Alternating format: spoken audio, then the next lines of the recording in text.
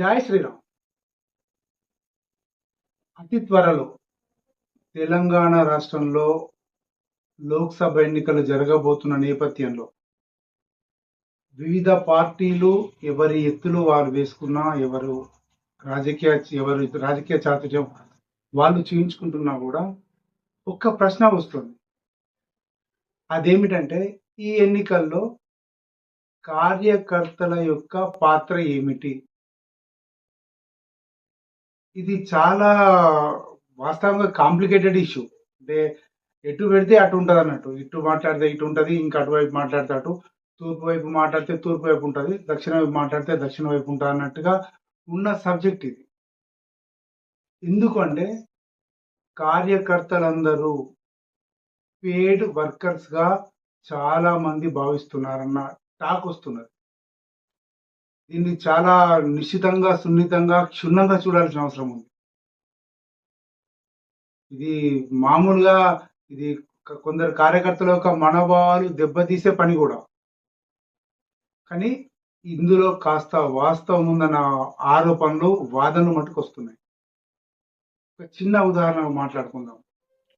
ఒకప్పుడు అంటే 1984లో మామూలుగా ఎలక్షన్ జరిగినప్పుడు, ఆ సందర్భంలో ఎలక్షన్ జరిగినప్పుడు ఒక పార్టీ యొక్క కార్యకర్తలు ప్రొద్దున ఇంట్లో స్నానం చేసి బయటకు వెళ్ళారంటే, సైకిల్ పట్టుకొని బయటకు వస్తే ఎక్కడో కొన్ని హోటల్లో అరేంజ్ చేసిన అటుకులు బుక్ చేసి సైకిల్ మీద గ్రామాలకు వెళ్ళేది, పల్లెటూర్లకు. అంటే ప్రచారం కోసం వెళ్ళేది, 5 కలిసి ప్రచారం కోసం వెళ్ళేది.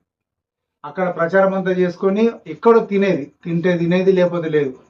రాత్రి వచ్చి మళ్ళీ ఇంట్లో తిని పడుకొని మళ్ళీ ప్రొద్దున లేచి మళ్ళీ కదే అటుకులు బుక్కాలి, మళ్ళీ బయటకు వెళ్ళాలి, మళ్ళీ ప్రచారం చేయాలి. ఇట్లా ఒక 1 మంత్ ఈ కార్యక్రమం ఇట్లా అప్రఖ్యాతంగా సాగేదన్నమాట. అంటే 1 మంత్ మనస వాచ కర్మన ఒక కార్యకర్త ఆ పార్టీకి పనిచేసేవాడు. ఇది చెప్పడానికి చాలా చిన్నగా ఉంది. ఆ నెల రోజులు అంత నిక్కచ్చిగా, నిస్వార్థంగా, నిష్పక్షపాతంగా పనిచేయటానికి అతను ఎంత శిక్షణ తీసుకొని ఉంటాడో ఆలోచించండి. చేసింది నెల రోజులే, కానీ ఆ నెల రోజులు పనిచేయడానికి, ఒక క్రమశిక్షణగా పనిచేయడానికి ఆ వ్యక్తి ఎంతగా స్ఫూర్తి పొందితే ఆ పని చేసి ఉంటాడు. అలాంటి కార్యకర్తలు ఉన్న పార్టీలు కూడా ఇప్పుడు పేడ్ ఆర్టిస్టులుగా, అంటే పేడ్ వర్కర్స్ గా కార్యకర్తలను చూస్తోంది అన్న వాదన వస్తున్నది. ఇది ఏ ఒక్క పార్టీకో పెట్టడం కాదు, నేను పేరు చెప్పకపోయినా కూడా ఒక పార్టీకి పెట్టడం అని కాదు, అన్ని పార్టీలకు ఇది వర్తిస్తుంది.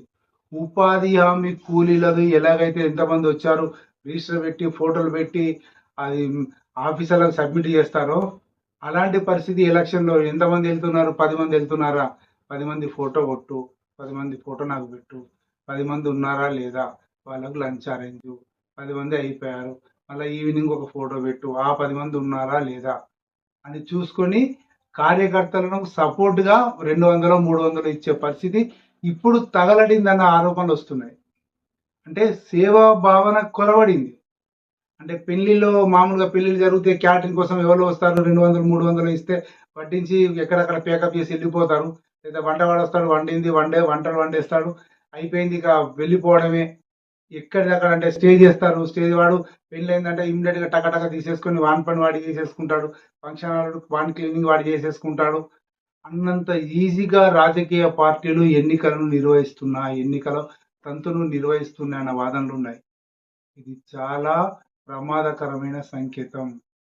కార్యకర్తల్ని కొన్ని పార్టీలు లేదా కొందరు రాజకీయ నాయకులు ఈ రకంగా చూడడం అనేది ఎంత మాత్రం కూడా భావ్యం కాదు అన్న వాదన వస్తున్నది.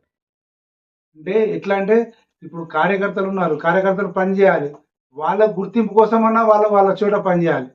ఒక కౌన్సిలర్ ఉన్నాడు, అది ఎమ్మెల్యే ఎంపీ సపోర్ట్ చేసినా చేయకపోయినా, ఆ పై స్థాయి వాళ్ళు సపోర్ట్ చేసినా చేయకపోయినా, తన ఉనికిని రాజకీయ ఉనికి అంటే వానికి ఎట్లా ఉనికి ఉంటుంది, రాజకీయ ఉనికిని కాపాడుకోవడానికి తప్పనిసరి పరిస్థితిలో కూడా ఓ 10 మందిని ఎంటేసుకొని తిరగాలి, 10 మందికి డబ్బులు ఖర్చు పెట్టాలంటే పరిస్థితి వస్తుంది.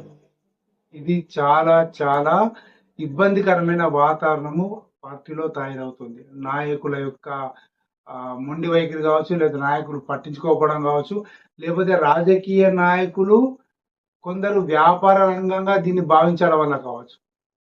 ఏ రకంగా అయినా కూడా సేవ, తత్పరత, భావన, కష్టపడాలి, పార్టీ కోసం చేయాలి, పార్టీకి చేయడం, దేశం కోసం చేయడం, దేశం కోసం చేస్తున్నానంటే ఇండైరెక్ట్ గా నా కోసం నేను చేసుకున్న ఫీలింగ్ ఒకప్పుడు ఉన్న భావన ఇప్పుడు ఏ పార్టీలో కనిపించడం లేదు.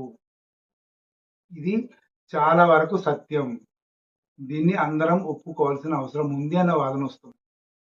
ఏ రకంగా చూసినా కూడా కార్యకర్తల్ని వానికి పని చేస్తుంది కదా, నయాన్నో భయాన్నో ఏదో ఒక రకంగా గిఫ్టా ఏదో ఒకటి ఇచ్చేద్దాం, అన్ని మంచిగా చేసేసుకుందాం, పని చేసేసుకుందాం, అయిపోయింది పని కథం. తర్వాత దొంగలాటు పైసలు ఇటు ఎలక్షన్స్ గెలిస్తే మళ్ళీ వాడే మన దగ్గరకు వస్తాడు, ఓడిపోతే మనం పట్టించుకోము అన్న పరిస్థితిలో రాజకీయాలు స్టార్ట్ అయ్యాయి. రాజకీయాలు ప్రస్తుతం ఆ ట్రెండే నడుస్తుందన్న వాదన వస్తున్నది.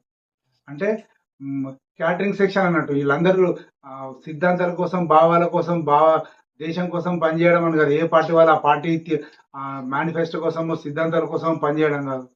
అందరూ కూడా పేడ్ ఆర్టిస్టులే అన్న వాదన వస్తున్నది. ఇది చాలా ప్రమాదకరం.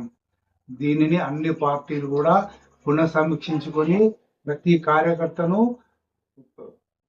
సేవ తత్పర గల, నిబద్ధత గల, నిజాయితీ గల దేశ పౌరునిగా తయారు చేయాల్సిన అవసరం ఎంతైనా ఉంది.